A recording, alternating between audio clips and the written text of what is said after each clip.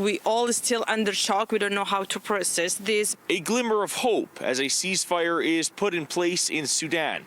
The Sudanese community here in Winnipeg is hoping this ceasefire is observed to give their relatives back at home a chance to gather supplies or a chance to flee the war zone. Winnipegger Amal Mahadi moved to Canada from Sudan back in 2007. She says she never thought anything like this would ever happen in her home country. Sometimes I wake up like, is this happening? This is not happening, but it's like the situation has been very terrible and very dire to people in Sudan. Her parents, two sisters, and brother all made it out to neighboring Egypt, but many of her aunts, uncles, cousins, and close friends are still stuck in Sudan. It's not easy. It's not easy. Like, I do struggle. I do force myself, like, get up and go to work. Like, it's not easy. Winnipegger Meki Mohammed's dad, sister, brother, and various aunts and uncles are also stuck in Sudan.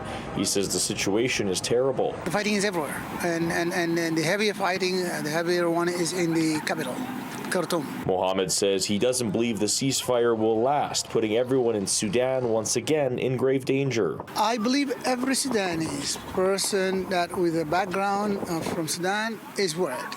And worrying of the safety, worrying of the health, worrying of they're not short of food and other supply that they need, the necessities. Tamer Abdallah says citizens in Sudan are in dire need of basic supplies. There's a huge shortage of water, medical supplies. The hospitals are shut down with reports of only 23 hospitals functioning.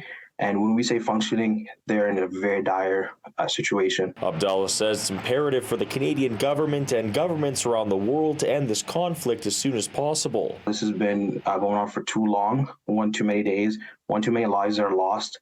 And so beyond that is really humanitarian aid. Mahadi is hoping to bring her family to Canada as quickly as she can. This is affecting like everyday life for me and my kids, and it's difficult. Like, yeah. I hope to see them living in a safe place, safe blessing place like Canada. In Winnipeg, Karpa City News.